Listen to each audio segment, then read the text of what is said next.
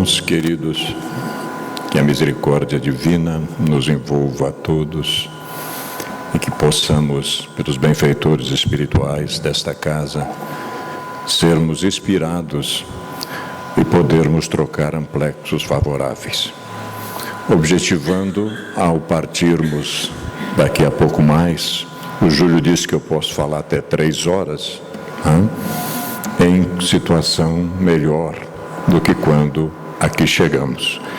Esse será o nosso objetivo fundamental. Alguns acordos que precisamos fazer antes de trocarmos esses amplexos. Não soa muito bem a temática que estamos colocando, que coisa estranha, né? Não estamos aqui falando de nenhum postulado fundamental doutrinário, mas asseguro-vos que são só aparências. Na medida em que formos trabalhando a nossa proposição, eles se encaixarão dentro do sistema doutrinário, sem sombra de dúvida. Dia 12, agora passado, recentemente, foi lançado, então, esta obra pelo psicoterapeuta Marlon Reikdal. Esteve conosco aqui fazendo uma jornada há dias atrás, ficou conosco aqui 3 dias, e dia 12, em Curitiba, lançou o seu livro Cultivo das Emoções, um caminho para a transformação moral. Esta obra também nos ajudou, nos inspirou para que a gente pudesse trabalhar esta temática. Um pequeno trechinho dele para que nós possamos dar início à nossa proposição. Vejam como tem fundamentação. Hoje, a psicologia ensina-nos que as virtudes se desenvolvem de dentro para fora. Percebemos que as imposições de comportamentos ou negações dos mesmos não constroem um homem de bem. Ninguém se torna humilde assimilando condutas de pessoas humildes, assim como ninguém se torna brando e pacífico engolindo a raiva ou camuflando o seu orgulho. Identificamos também que o sentimento não se submete a simples imposições do intelecto, e que ninguém deixa de sentir inveja ou ciúmes porque sabe que não deveria senti-los, podemos apenas camuflá-los. Os estudos psicológicos têm oferecido bases cada vez mais profundas e seguras para o processo de transformação moral. E por isso precisamos nos deter nas ciências que não estavam à disposição ao tempo de Kardec. Hoje, elas são novos instrumentos para olharmos com mais profundidade para o que está implícito em todo o trabalho kardeciano. Se o autodescobrimento é buscar o que desconhecemos em nós e que atua sem consentimento, compreender um pouco mais da psicologia do inconsciente torna-se um verdadeiro compromisso moral.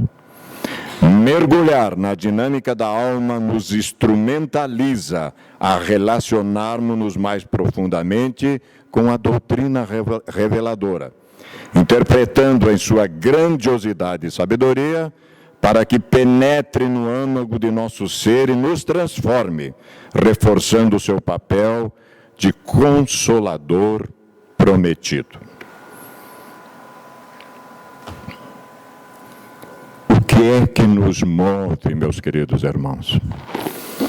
Desde uma parábola do rico e do Lázaro, é que a gente se atormenta com essas coisas. Porque é que ainda não somos sequer relativamente felizes, com tanto conhecimento ao nosso dispor, à nossa disposição. Desde a parábola que a gente medita e reflexiona. Quando o rico diz, em situação constrangedora, Pai Abraão, manda então um dos mortos avisar meus irmãos que quem sabe eles criam juízo e eles não venham parar aqui onde eu estou nesse tormento. E aí, o sábio benfeitor espiritual diz, eles têm Moisés e os profetas, que os escutem, porque mesmo que eu mandar um dos mortos daqui, eles não vão realmente acordar. Naquele tempo, bastava então para nós Moisés e os profetas, naqueles 2000 anos na retaguarda. Ainda hoje essas coisas estão pegando. Então, de tempos em tempos, nós temos que nos utilizar destas novas ciências para ver se a gente compreende essa situação. O que é que está nos faltando? Esse será o caminho que nós queremos trabalhar hoje com os nossos queridos irmãos, e estamos rogando a misericórdia divina, estamos evocando os nossos benfeitores, para que a inspiração não nos falte e nós possamos dar cabo da nossa tarefa, da nossa proposição. Para isso, seguiremos pedagogicamente este caminho, este roteiro. Ilusória viagem sempre para fora de si. Nós não temos nada contra ir para a Disney, para a Europa, fazer o caminho que quiser. Mas posso ir até para o Tibete, passar lá não sei quanto tempo, mas eu tenho que voltar melhor dessa situação. Se eu estou saindo apenas para matar o tempo, eu me equivoco, porque chegará um dia que eu terei que retornar sobre meus passos, e aí a coisa poderá estar complicada. Porque tempo, meus queridos irmãos, nós não temos mais. Tempo nós não temos mais. A natural ambição do ser humano, conceito real do ser humano. Ouro de tolo, reforma moral da boca para fora. A verdadeira felicidade e algumas considerações finais. Eu acho que o Júlio realmente tem razão, nós vamos levar umas 3 horas para trabalhar isso, né? Mas vamos começar. Primeira premissa. Sem o conhecimento da vida espiritual e dos mecanismos que a compõem, a felicidade não passa de uma aspiração emocional descontrolada que a realidade consome, deixando cinza e desencanto. Aí, a nossa querida benfeitora Joana de Ângeles, escrevendo 16 livros, a série psicológica, em cima, fundamentada na maior questão do Livro dos Espíritos, a 919, que nos propõe conhecimento de si mesmo. É isso? Então, essa é a nossa premissa. A felicidade terrestre, meus queridos, é relativa à posição de cada um. O que basta para a felicidade de um, constitui a desgraça de outro. Haverá, contudo, alguma soma de felicidade comum a todos os homens? Tenha eu todo o dinheiro do mundo, tenha dinheiro nenhum. Haverá uma soma de felicidade comum a todos nós? Se me trouxerem algo que supere isso em qualquer tratado atual da psicologia, da ciência humana, a gente rasga essas coisas e joga fora. 32 anos se debruçando sobre isso. E não há um conceito tão superior como esse. Posso vos assegurar. Com relação à vida material, é a posse do necessário. Para mim, a felicidade foi comprar um Fusca 1300L 78, vermelho. Foi a maior felicidade do mundo. Grande coisa. Para o príncipe de Mônaco, precisa um Boeing. A posse do necessário. Mas a segunda parte, com relação à vida ético-moral, a consciência tranquila e a fé no futuro. Quem escapa daqui? Ninguém. Então está lá. A 922 da nossa obra fundamental. Divaldo toda vez voltava a benfeitora dizendo, já Já li o livro, leia de novo. Já li o livro, leia de novo. Já estudei o livro, estude de novo. Vai ser a vida inteira, encarnações e mais encarnações. Porque quanto mais nós desenvolvemos nosso nível consciencial, mais isso salta à nossa vista. Porque foram espíritos superiores que nos legaram estas preciosidades. O que para um é supérfluo não representará para outro necessário e reciprocamente, de acordo com as posições respectivas, a lucidez do codificador. E a resposta não podia ser diferente. Sim, conformemente às vossas ideias materiais, aos vossos preconceitos, à vossa ambição e às vossas ridículas extravagâncias, a que o futuro fará justiça, quando compreenderdes a verdade. Conhecerás a verdade e ela te libertará da ignorância sobre ti mesmo. Tu não é um corpo que tem uma alma e que precisa ser salvo. A gente aguentou esse negócio. Somos espíritos imortais, em experiências temporárias no corpo físico para desabrochar virtudes, vencer sombras e voltar para casa em condições mais favoráveis. Essa é a nossa viagem. Não há dúvida de que aquele que tinha 50.000 libras de renda, vendo-se reduzido a só ter 10.000, se considera muito desgraçado, por não mais poder fazer a mesma figura, conservar o que chama a sua posição, ter cavalos, lacaios, satisfazer a todas as paixões, etc. Acredita que lhe falta o necessário, chora de barriga cheia, mas, francamente, achas que seja digno de lástima quando ao seu lado muitos há, morrendo de fome e frio, sem um abrigo onde repousem a cabeça? Não é comigo, o governo que se vire, é? Será que não é? Cuidado com o retorno. O homem criterioso, a fim de ser feliz, meus irmãos, homem criterioso, que é tão pouco entre nós, né?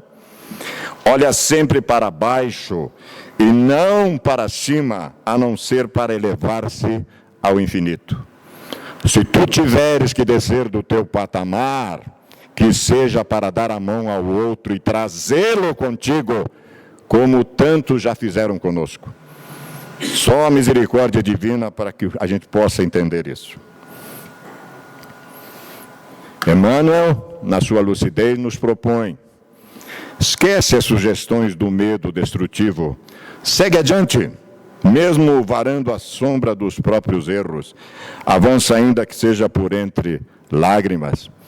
Nós vamos ver que a benfeitora chega a dizer para nós que a dor é uma bênção que Deus envia para seus eleitos. Eleitos são aqueles que acordam para a sua realidade de espíritos imortais. O em que consiste a felicidade na terra, meus irmãos, é coisa tão efêmera para aquele que não tem a guiá-lo à ponderação, que por um ano, um mês, uma semana de satisfação completa, todo o resto da existência é uma série de amarguras e decepções. E notai, meus caros filhos, que falo dos venturosos da terra, dos que são invejados pela multidão. Cardeal Morlot, na obra extraordinária, iluminada do Evangelho segundo o Espiritismo. Desde todas as épocas, o homem acreditou por intuição que a vida futura seria feliz ou infeliz, conforme o bem e o mal praticado neste mundo. Nos referimos aqui na visão de uma existência. A ideia que ele faz, porém, desta vida está em relação com o seu desenvolvimento, senso moral e noções mais ou menos justas do bem e do mal. As penas e recompensas são o reflexo dos instintos predominantes. Os novos guerreiros fazem consistir a suprema felicidade nas honras conferidas à bravura. Os caçadores, na abundância da caça. os sensuais nas delícias da voluptuosidade. Deve ser sempre em grau superior, né, na dimensão espiritual. Dominado pela matéria, o homem não pode compreender senão imperfeitamente a espiritualidade, imaginando para as penas e gozos futuros um quadro mais material que espiritual. Afigura-se-lhe que deve comer e beber no outro mundo, porém melhor que na terra. Aí eu fiquei pensando, bom, como eu sou gaúcho, deve ter um chimarrão extraordinário lá do outro lado, né? Deve ser um chimarrão, coisa do outro mundo. Céu e Inferno, que fez agora também, no dia 1º de agosto, 150 anos, obra extraordinária. Premissa segunda: quando os fatores que comprimem o ser angustiam-no, sejam psicossociais, socioeconômicos, ético-morais, esses dias que estamos vivendo agora, que a gente não sabe mais quem é mocinho, quem é bandido, viu? A gente não sabe mais. É porque conduzem expressiva carga de débitos, aguardando reparação. E nós não temos nada a ver com essa encrenca? A gente não tem nada a ver com isso? O que é que nós estamos fazendo aqui? Assistindo apenas a desgraça dos outros? Né? Botando as coisas para fora, falando o que não deveria falar, pensando equivocadamente, né? Muito cuidado com isso. Figurinha ali que só via coisa negativa, né? Ó dia, dificuldade, sofrimento, aquela lástima. Quando você se abandona se sentindo inútil, a tristeza lhe consome, a morte lenta por meio da baixa autoestima leva a sua vida. É aqui que nós começamos a entrar na nossa proposição. A síndrome da gata borralheira. Vamos explicar de que se trata para poder resolver essa questão. Eu sonhava tanto em ter a vida que tenho, que se me distraio, me pego pensando que assim que virar a esquina, vou dar de cara com a bruxa má, e ela acabará com a minha alegria, coçando o nariz. Isso acontece quando tudo está dando certo, e subitamente imagino que dará errado. Tenho direito a 15 minutos de felicidade, mas só posso me divertir até a meia-noite, antes de voltar para a minha abóbora e para a vida que eu sonho ter. Ainda que eu seja do tipo que sempre acha que vai dar tempo, que não vai chover, que não vai ficar apertado, que vou ser sorteada, aparece o fantasma do fracasso. Assim que todos os sinais começam a ficar verde. Tudo para ser relativamente feliz, mas algo ainda incomoda. Será que eu não mereço esta felicidade? Por que essas coisas incomodam? Eduardo Galeano, pensador argentino, diz para nós que a utopia está no horizonte.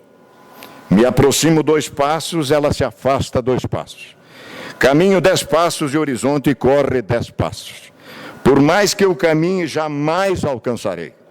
Para que serve então a utopia? Serve para isso, para que eu não deixe de caminhar. Porque eu estou nesse caminho, nesta longa jornada de regresso aos braços do Pai Criador, né? A plenitude. Continua o texto. Lembro da frase de John Lennon: a vida acontece enquanto estamos ocupados fazendo planos. Claro, a vida não pede permissão para nós, é uma contingência constante. Fiz isso repetidamente. Perdi a conta de quantas vezes mirei numa coisa e acertei em outra. Muito melhor até. E felicidade é algo que a gente reconhece de cara, mesmo quando não é como imaginamos.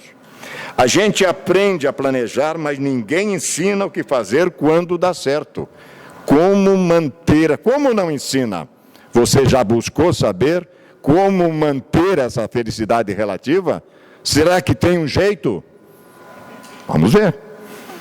Ainda que o balanço seja mais positivo do que o contrário, nem sempre é esse o Wi-Fi de 200 megas. Durante muito tempo vivi algo parecido com uma internet de escada, que alternava períodos ótimos com quedas abruptas. Então ela vai fazendo aqui uma comparação da própria vida dela. Assim que eu acostumava com a estabilidade, a conexão caía. Me levava para o chão e me fazia dar de cara com amores desfeitos, promoções adiadas, aumentos que nunca vieram, telefones que nunca tocaram, perguntas que ficaram sem respostas, cheque especial, esse aqui dói, cheque especial dói, né? Durante um tempo, a gente acredita que sonhos foram feitos apenas para serem sonhados, que a gente pede tamanho GG e tem que se dar por feliz com um PP. Que tudo acaba sendo menos doce, menos romântico e menos mágico do que gostaria. É um pessimismo enorme. Histórias cabeludas rendem bons novelões e eu coleciono o suficiente para não querer passar por outros. Esses dramas ficam lá guardadinhos no lugar bem escondido do nosso hard drive, mesmo quando tudo parece um fim de tarde com um pôr do sol cor-de-rosa. Muito interessante. Afinal, essa é a pergunta. Quando a gente faz, quem sou eu? Quem sou eu? O que é que eu estou fazendo aqui? Qual é o sentido fundamental da existência? Passada a euforia da felicidade imediata, é como se o porre de adrenalina, de ocitocina, acessasse minha memória secundária e me lembrasse de quantas vezes me senti nas alturas para logo depois cair sem rede de proteção. Muito tombo feio, machuca, deixa ferida. A gente se estatela, levanta, engole o choro, limpa os machucados, faz uns curativos na alma. Haja terapia, haja autoestima, haja otimismo. É inevitável pensar que está bom demais para ser verdade. Quase bate uma culpa por me sentir satisfeita com o que conquistei, principalmente se outros não estão. Por que será? Gêmeos, né? Um feliz, outro não. Acontece muito. Ser feliz me tira do sério porque percebo claramente tudo que posso perder. E se não for fundamentada realmente nos valores imperecíveis, vai deixar. Vai ter que deixar. Por isso que se deve educar filhos para que eles aprendam as frustrações da vida. Tenho dito ao meu netinho, lá fora, meu querido, você não vai exigir que o vovô faça impressão quando você quer. Lá fora você vai entrar na fila. Ele falou, vovô, vai entrar na fila. Entendeu? A sociedade tem normas, tem regras. E a gente não pode querer fazer sobrepor a vontade da gente na frente dos demais. Tem que ter o nosso espaço. Quanto mais tenho o que sonhei, mais tenho pesadelos. Vamos ser sinceros, quando a gente está no fundo do poço, a vida não tem muito o que nos tirar. O problema é quando os 15 minutos de felicidade não acabam. É difícil virar Cinderela quando você passou a vida inteira sendo gata borralheira. A gente tem que aprender na marra a não se boicotar e não voltar correndo para aquele cantinho úmido, escuro, aconchegante e tão familiar que se chama infelicidade. Se nós tivéssemos apenas uma existência física, isso aqui estava correto, né? Mas não é. Marilis Pereira Jorge é jornalista e roteirista, portanto, um intelecto avançado, mas coloca isso para nós. Desse texto é que nasceu a inspiração para nós entendermos esta questão. Mereço ou não mereço ser feliz? Né?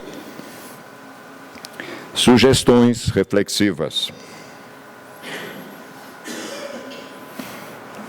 Eugênia Aspácia, benfeitora espiritual, nos sugere o seguinte: corrija-se, purifique-se, aceite-se, perdoe-se, ame-se, corrigindo assim, autoflagelação nunca.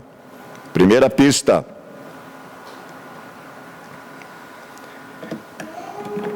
Benfeitora Joana de Ângeles, no livro Vitória sobre a Depressão.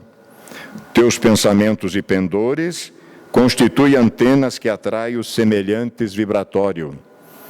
Quando o Cristo cósmico nos diz que nada ficaria oculta, e agora nós estamos entendendo que o homem é aquilo que pensa. Se tu me dizes o que pensa, eu te direi a companhia que tu tem. Simplesmente isso, né? Então ela está corretíssima. Chorar sobre as desgraças passadas é a maneira mais segura de atrair outras. Shakespeare, olhem só, Shakespeare, né? Ou a gente aprende a conviver com as dores e decepções que a vida nos apresenta e procura tirar uma lição de cada uma delas, ou se torna um poço de lamentações, que além de nos tornar insuportável aos olhos de outras pessoas, não nos leva a lugar nenhum. É aquela personagem que reclama o dia inteiro. Siddhartha Gautama, o iluminado Buda: a vida é um eco. Se você não está gostando do que está recebendo, observe o que está emitindo. Tanto conhecimento ao nosso dispor. Ser importante, aparentar, demonstrar é coisa do ego. Ser feliz é coisa da alma, né? Premissa terceira. A felicidade, meus queridos, certamente não é deste mundo. Conforme asseverou Jesus, com sabedoria, em se considerando ser o mesmo mundo transitório e os seus valores relativos, sujeito a alterações constantes e mutiladoras. Entretanto, ela tem início na Terra. Se for levado em conta que é no íntimo de cada ser que se colocam as bases do edifício no qual se pode viver feliz. Já começa a nos iluminar essa nossa compreensão. A natural ambição do ser humano pode ser definida como a aquisição da felicidade. O conceito, porém, em torno da felicidade varia de um indivíduo para outro. O que faz a alegria de um, faz a desgraça do outro. Qual ocorre com as diferentes escolas do pensamento filosófico na abordagem da mesma questão. Repassando-se os diversos postulados das correntes que estudaram a felicidade, entre elas o hedonismo, o cinismo, o estoicismo, o idealismo, o espiritualismo, o utilitarismo, o existencialismo, o pessimismo, para citar apenas algumas, pode-se constatar a diversidade de conceituação em torno da magna questão da felicidade.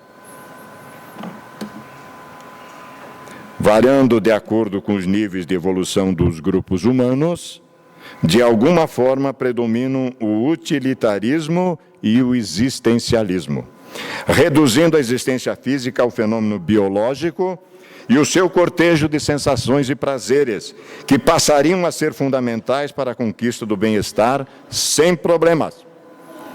No entanto, uma breve análise em torno dessa eleição demonstra a vacuidade de tal aspiração, considerando-se que a organização física sempre está sujeita a situações de insegurança e transformações, mudança de contextura e outras ocorrências inevitáveis. Sem mais, sem menos, a vida nos oferece desafios impressionantes. Certamente essas alterações transformam-se em dificuldade para a manutenção de um programa de satisfações plenas, de sensações sempre prazerosas. Quem achar que estou aqui realmente é um paraíso, a gente se equivoca.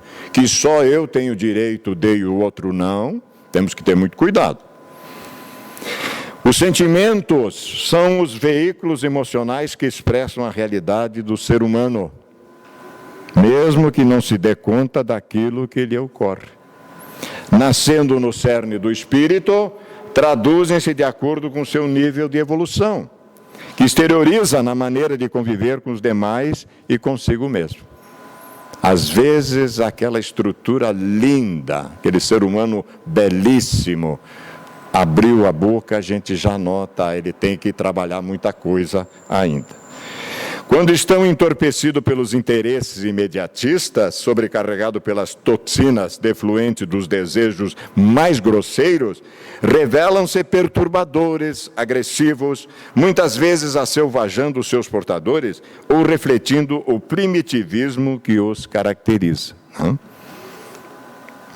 Nos indivíduos que vivenciam os níveis elevados de consciência, as aspirações apresentam-se com formulação ético-moral relevante, na qual os sentimentos são de solidariedade e afeição, humanitarismo e compaixão, que fomentam o progresso capaz de libertar os padecentes das algemas em que se encontram aprisionados.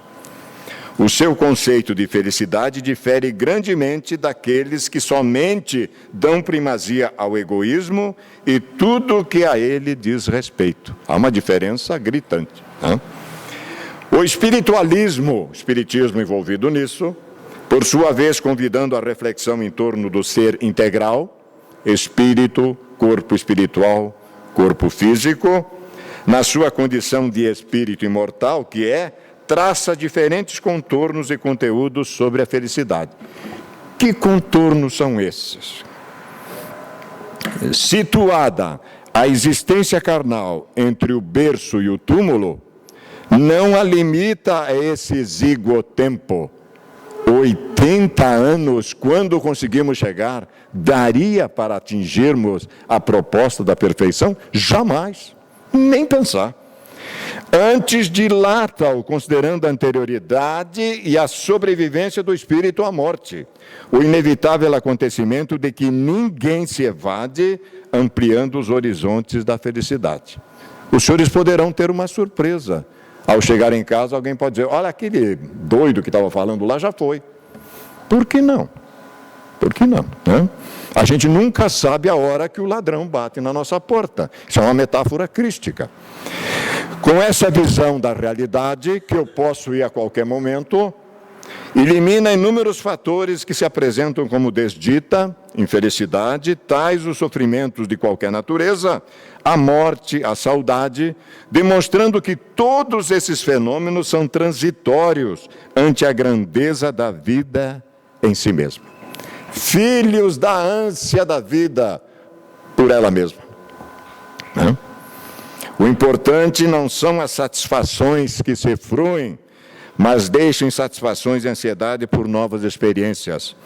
Essa ocorrência é algo frustrante e trabalha em favor da inquietação do ser e da incessante busca de sensações mais fortes. A felicidade, meus irmãos, é de fácil aquisição e deve ser tentada continuamente. Mas a gente já falou que não é deste mundo. Não é resultado daquilo que se pode acumular e desfrutar, mas do estado interior de cada pessoa. Sentimento. Aí é que está a coisa. Resultado das aspirações mais elevadas e dos sentimentos harmonizados com a existência. Convicção plena de que será uma longa jornada, mas que já demos o primeiro passo. Tivemos a coragem de entrar pelo umbral da casa espírita, estar aqui agora, compreendendo essa assertiva. Isto está no caminho da felicidade, sem sombra de dúvida.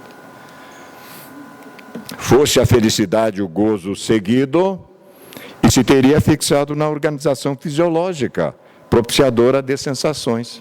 E não é. As sensações têm caráter efêmero e insatisfatório, produzindo cansaço e tédio, transformando-se em mal-estar. Chega uma hora que a coisa fica insuportável. A felicidade constitui-se do bem-estar que deflui da consciência de paz, fruto natural dos pensamentos edificantes que levam aos atos retos e dignificadores.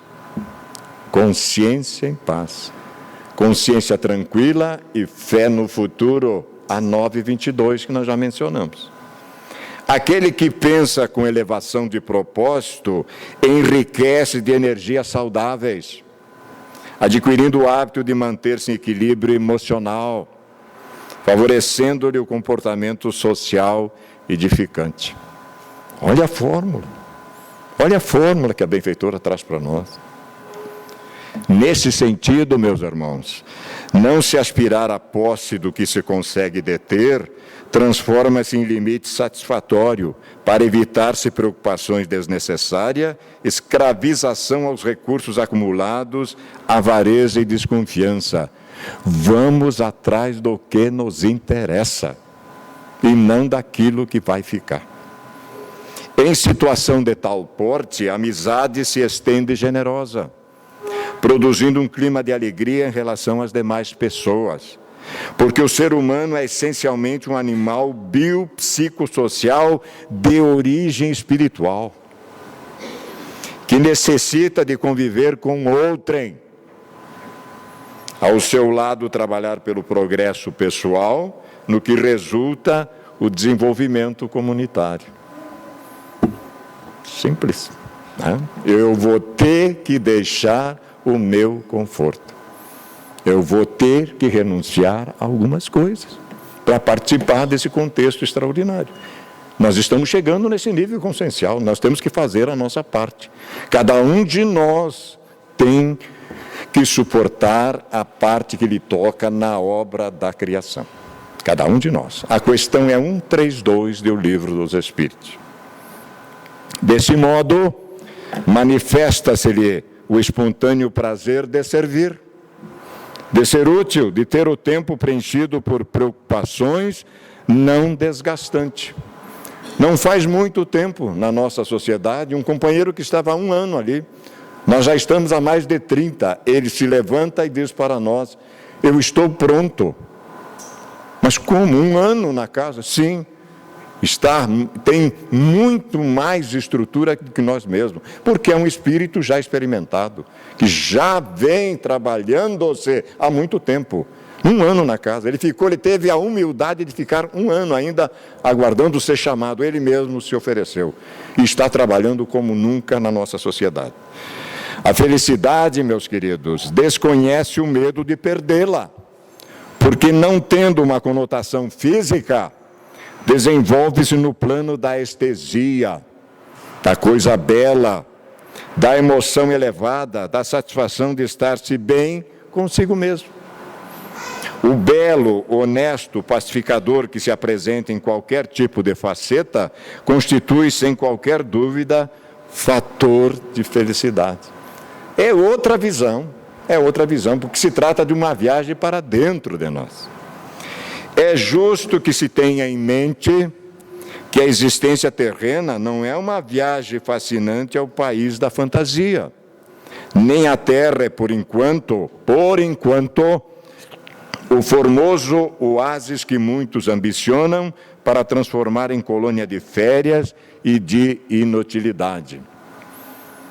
Pouco mais de 1 ano atrás, o nosso coração deu uma pequena parada. E nós estávamos trabalhando, que íamos partir para a dimensão espiritual. Mentalmente perguntei ao benfeitor querido se estava partindo. E ele me respondeu, enquanto tu fores útil, tu ficarás. Nem dormindo mais estamos. A gente já ficou esperto, né? Já ficou esperto. O nosso abençoado planeta é formosa escola de aprendizagem e de crescimento interior. Escola na qual as experiências apresentam-se multifacetadas, com alegrias, tristezas, tensões, ansiedades e sorrisos, que devem ser administrados com sabedoria. Seja na dificuldade, seja na não dificuldade, a gente tem que ter o equilíbrio para administrar essas coisas. Eis porque se pode ser feliz mesmo no sofrimento, por compreender-lhe a finalidade superior. O que é que este evento quer dizer para mim? A gente já quer saber, né? Que é a lapidação das arestas morais defeituosas para que sejam trabalhadas as áreas que irão refletir a luz da sabedoria em forma de paz. A força criadora que nos criou não aceita esboços imperfeitos, porque determinou que brilhemos perante o seu próprio coração. Reflitamos exatamente esta essência divina. A razão de Jesus dizer para nós: brilhe a vossa luz. Somos filhos da luz, um feixe de luz emboscado temporariamente num corpo de carne. E para a luz iremos regressar. Tantas informações, né, para nós. Pensa-se, sem fundamentação real, que os lugares, as situações, os recursos amoedados são essenciais para a felicidade. Trata-se de grave engano. Eles podem criar condições de alegria, de exibicionismo, de lazer, de ócio, porquanto, se o indivíduo não estiver em harmonia íntima em relação a si mesmo, ao seu próximo e a Deus, onde quer que se encontre, carrega o fardo das preocupações e dos conflitos que lhe pesam na consciência. Por isso, a síndrome da gata borralheira. Eu tenho à meia-noite que voltar para a minha abóbora. Eu não mereço ser feliz. Nada obstante, muitos indivíduos que ainda se encontram nas faixas exclusivas da organização fisiológica, não tendo maiores aspirações, refestelam-se nos sentidos e acreditam que os excessos que se permitem, os gozos que fruem, são os tesouros da felicidade. Lê do engano de novo. Logo, porém, alargam-se-lhes os prazeres, sutilmente surge o vazio existencial, que os empurra aos comportamentos viciosos e entorpecentes como forma de fuga para lugar nenhum. Eu vou voltar para a minha abóbora à meia-noite, né? Sentido vazio de vida.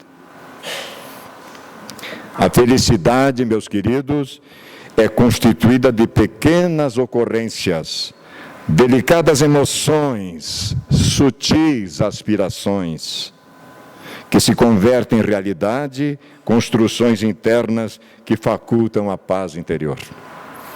Indague-se aos gozadores se eles estão felizes, satisfeitos com a vida, e com certeza responderão que se encontram saturados, cansados, desinteressados, praticamente de tudo.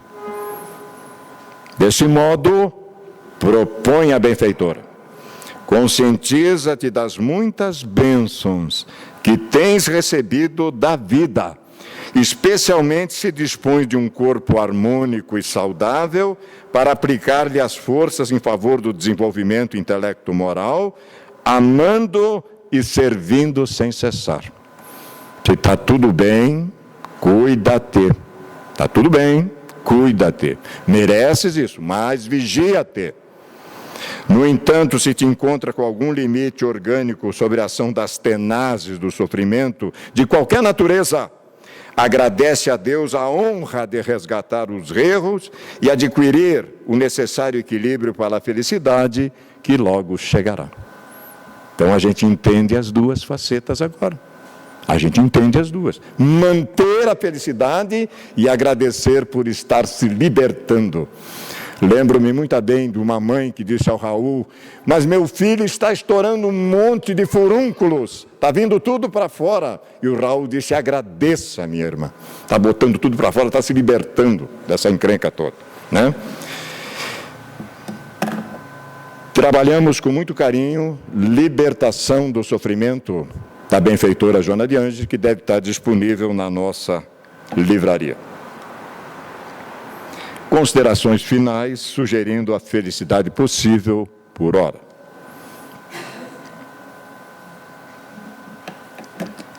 No alto do monte, na clareira das árvores, o iluminado ouvia a narrativa das dores e as lenia com o bálsamo da sua palavra sábia.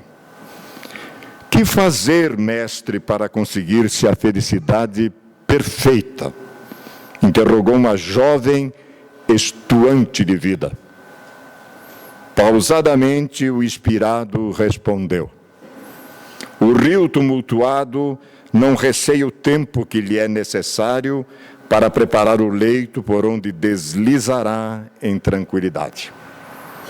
A árvore vetusta que desafia a tempestade desgalha-se. Para superar a fúria da natureza, recurva-se, a fim de retornar depois à posição primitiva.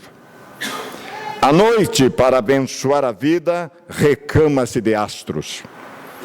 A felicidade perfeita é uma viagem que o crente realiza interiormente, pela meditação, adquirindo força e valor para sair auxiliando pela ação.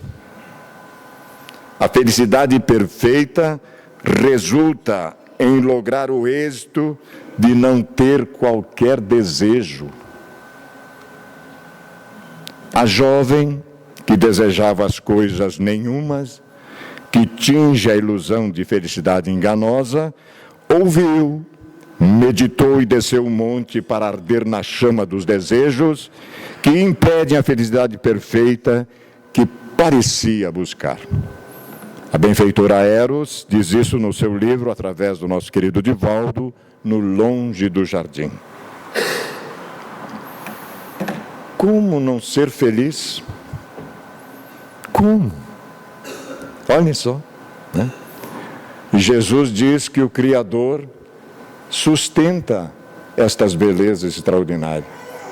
E nós, que somos muito mais que esta beleza, será que não teríamos o amparo e o carinho, a ternura da força criadora? Como não ser feliz? Não?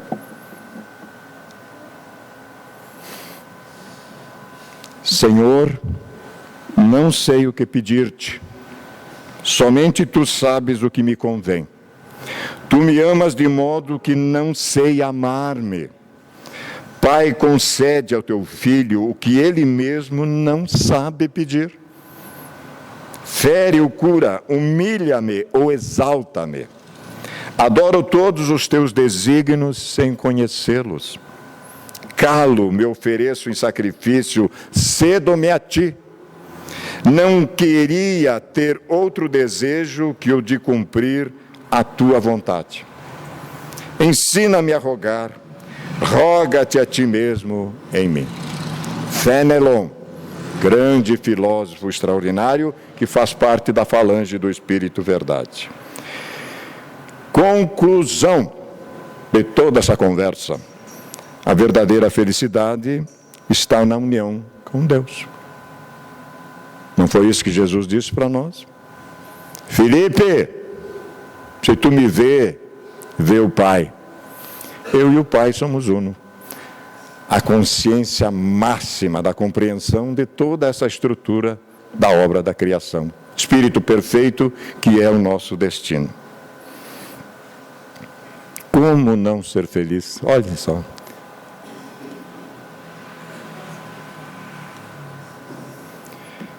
E com a relação à veste, por que vos inquietais? Examinai os lírios do campo, como crescem.